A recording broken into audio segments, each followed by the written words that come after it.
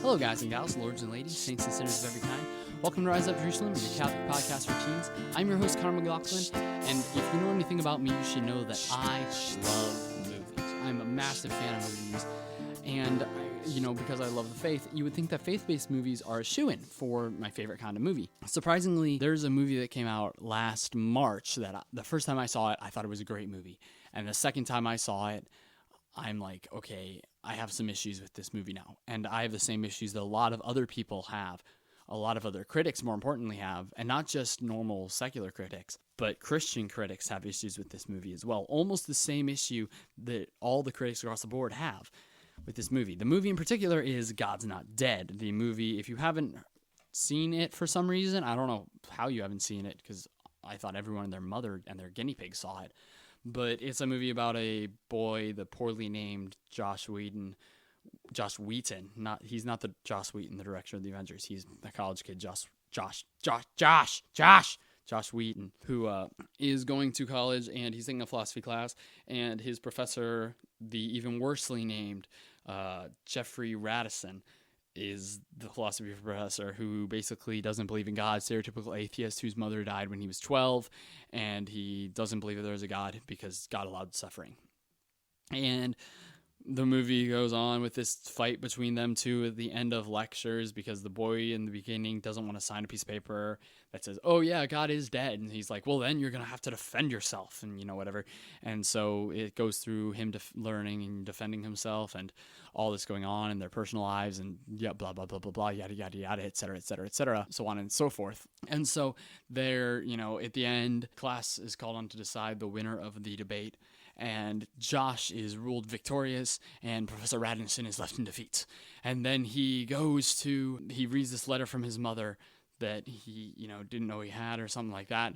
And he is so stirred that he is moved to conviction and then gets hit by a car and killed. But don't worry, there's a reverend who is waiting at the stoplight, and by waiting at the stoplight, he was able to save him from the grips of sin and Satan. And oh death, where is your victory? Blah, blah, blah. The dude is saved. They all go to a Newsboys concert, and Josh is hailed. This is my issue with the movie. The plot. Okay? It's a good idea. The plot is a good idea. Now, when I first saw this movie, I kind of almost jokingly thought, it would be a lot easier if he, instead of, using whatever science or whatever, blah, blah, blah, he just used Thomas Aquinas' 5 proofs and got it over with. So don't be surprised if next week's topic is Thomas Aquinas' 5 proofs of God's existence, because that's probably what it's going to be, because it's a super cool topic, and it's all using just reason and logic to deduce it. I mean, come on. If he had used this, the movie would have been maybe 30 minutes long, though. So for runtime purposes, I guess, he really couldn't have used it. All joking aside, though, when I watched the movie again, I realized this movie is almost like it's a Christian feel-good movie.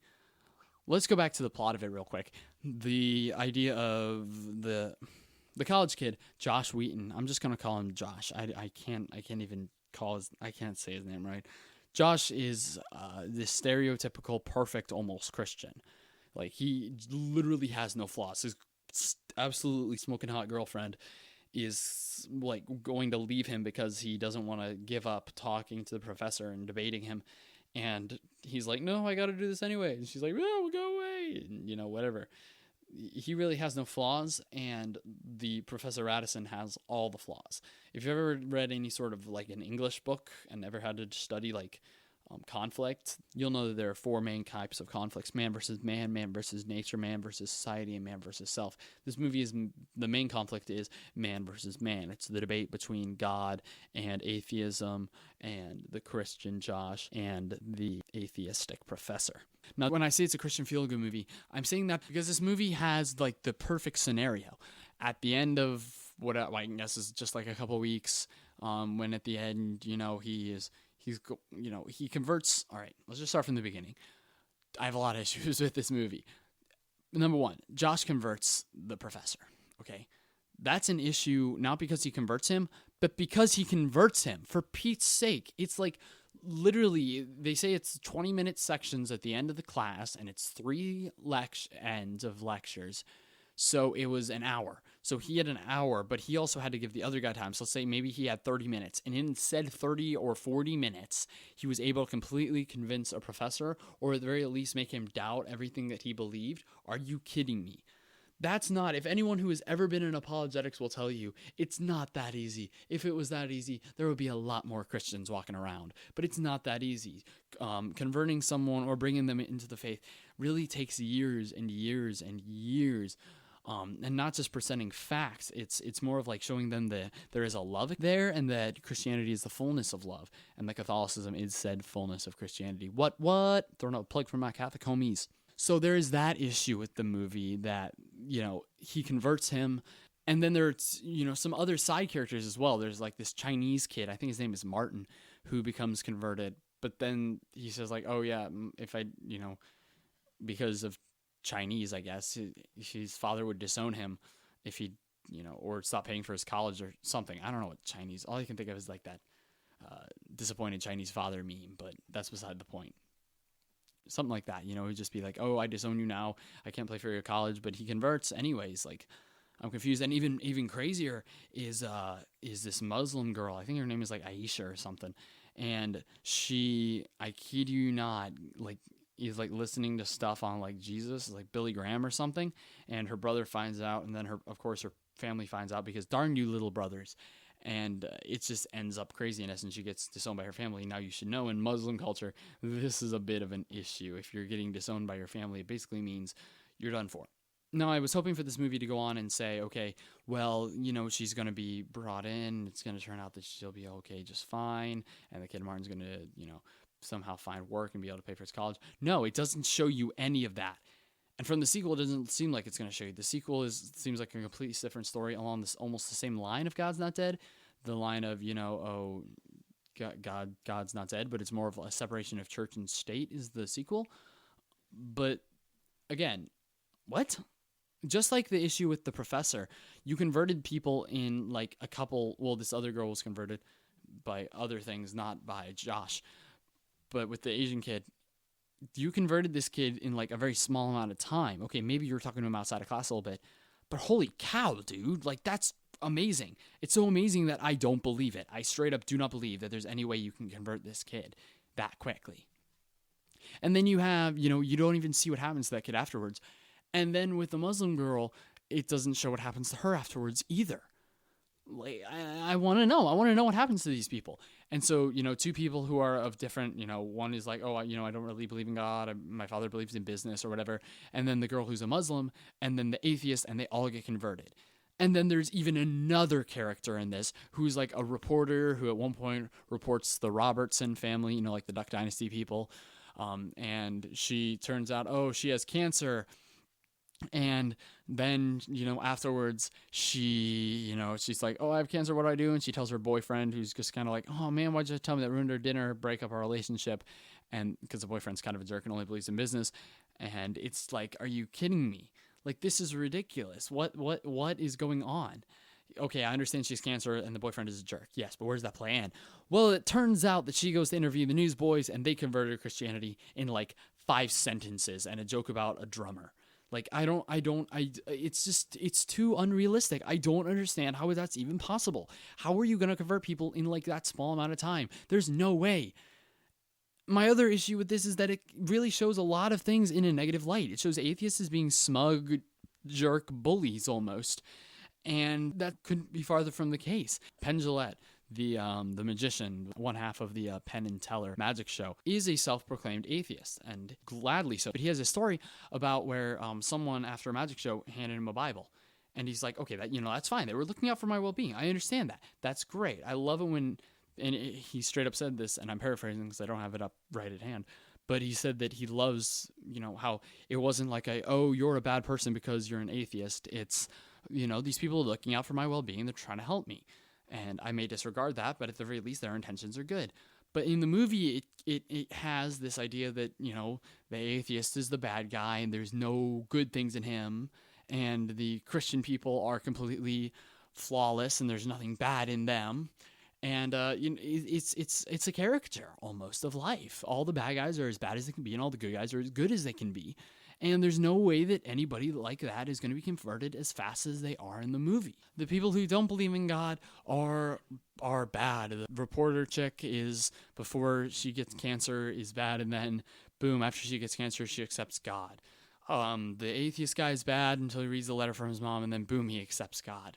And there are other parts, like the Asian dude is all like, oh, I'm not sure if there is a God, and then boom, he believes in God. The hero is a complete Christian nut who has absolutely no flaws. It's a caricature. All of the good guys are good, and all the bad guys are completely bad. It's just, it has this idea in it, okay? Because in the end, like, he goes to a Newsboys concert, and then he kind of gets, like, shout out on the Jumbotron or whatever for being, like, this dude who's defending the faith. And it paints a bad image, really, because it is a caricature of life and a caricature of conversion and a caricature of the almost fights that there is between atheism and Christianity. It begs the question, is this real? Because it's painting this picture. At the end of the movie, he goes to a Newsboys concert, shout out on the Jumbotron, and all is well for him. Nothing bad happens to the Christian, but all the bad stuff happens to the awful atheist. He gets killed, but he's still saved at the end. The girl, her awful family threw her out, but she's a Christian, so it's all better. It's painting an unrealistic view for people. It's saying you too can convert people. That's why it's a feel-good movie for Christians. It's saying you can convert people, nothing bad will happen, and they'll convert automatically. That cannot be farther from the truth. You're not going to convert people in the matter of 40 to 50 minutes. You're not going to convert people in an hour. You can't convert people in weeks, in years. It doesn't make sense.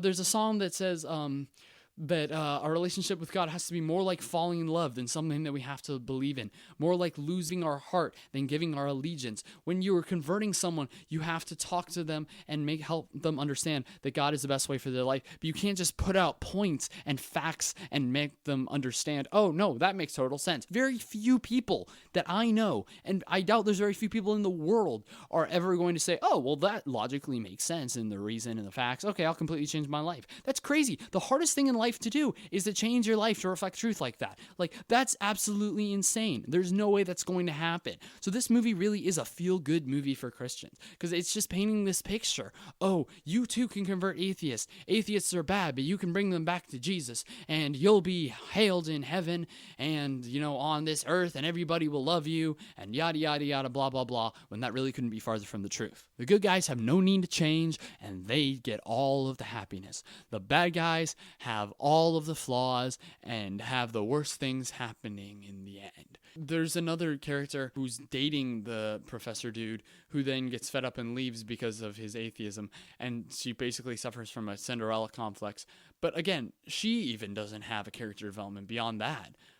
Like, there is no character development in this movie. It's a very one-dimensional film where the good guys are perfectly good. The bad guys are perfectly bad. You know who the good guys and bad guys are in a movie where, heck, Captain America has flaws, and the good guys may have some good stuff in them, but you still know who the good guy and who the bad guy is. In this movie, there's no flaws, so it plays really an unrealistic idea of humanity. So with all the flaws, why does this movie appeal to so many people?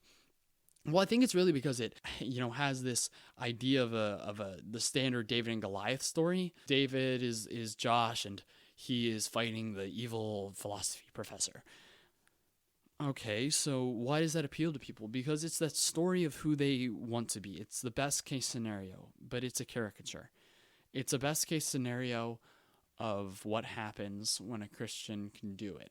Like I said, Christian feel-good movie. People go into that movie looking to find a good Christian film, and they do, but at the same time, it's not realistic. In this lifetime, the Lord has said, there will be people who will hate you, And this movie doesn't really, it gives the image of, oh, people will hate you, but it's fine, because they'll be converted, and you'll be lauded, and don't worry, they're evil and you're good. We need to respect our atheistic brothers and sisters, and we need to, bring Christ to them, but bring it through our actions and such as well. We're never really going to convert them or really anyone just by saying, oh, here's my facts about why God exists, and you're a stereotypical atheist because, oh, well, did your mother die when you were young, or something traumatic happened in your life that you hated God? the movie plays that kind of a caricature that really has the issue with that. But people want to go into it not thinking about that. They go into it thinking about, here's a movie that I'm about to see about a guy who's going to defend his faith, and he's going to defend his faith in such a way that he's going to be completely happy, and there's not going to be any issues with this, and he's going to be completely lauded. He's the perfect person. So again, did I hate God's Not Dead? No, I enjoy the movie. It's not a bad movie, but you have to watch it and remember, it is a feel-good movie. It's a movie that's going to say, okay, yeah, this is the best case scenario. You have to remember that when you're watching the movie, that what happens is the literal best case scenario. Trust me, you're not going to go to a Newsboys concert and get lauded over the Jumbotron by one of the Duck Dynasty guys. It's not going to happen. So if you see God's Not Dead, keep that filter in mind, that it's a movie that is giving the best case scenario of what can happen when you try to defend your faith. So thank you guys so much for watching. Maybe I am completely overthinking this, and it's just a good movie. Maybe I did point out some good points. Hey, either way, leave a comment or shoot me an email, riseupjerusalem@gmail.com. Love to hear from you and get your opinion about God's Not Dead, if it is indeed a good movie, or if it's meh, if I'm right, or if it's just, Connor, come on, you spent way too much time thinking about this, bro. Next week, be ready for an episode even more crazy on the 5 Proofs of God's Existence by Thomas Aquinas, because that's pretty cool stuff. Anyways, thank you so much for watching. I'm Connor McLaughlin. Rise up and live.